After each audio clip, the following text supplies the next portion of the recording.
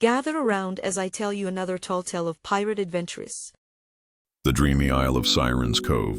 Captain Billow was no stranger to danger. Head faced cannon fire, sea monsters, and even a mutiny or two.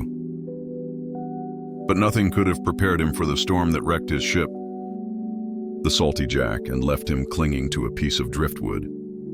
When he finally washed ashore, he found himself on the most peculiar island he'd ever seen.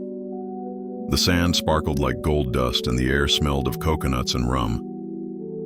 But what truly caught his eye were the inhabitants, an entire crew of stunning pirate women, each more dazzling than the last. They wore tricorn hats tilted just so, their swords gleaming in the sunlight. One of them, a fiery redhead named Captain Scarlet, approached him with a smirk and a couple of beers. "Welcome to Siren's Cove." "Sailor," she said, her voice like music. "You've earned yourself a spot in paradise." Billow couldn't believe his luck. The women treated him like royalty, serving him roasted fish and the finest grog he'd ever tasted. They sang sea shanties, danced around bonfires, and even let him captain their ship, the Velvet Cutlass. For the first time in his life, Captain Billow felt like he'd truly found heaven.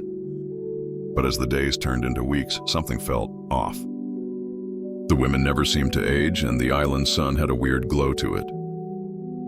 One night, as he lay in his hammock aboard the Velvet Cutlass, he heard a strange whispering. The stars above began to swirl, and the ship rocked violently.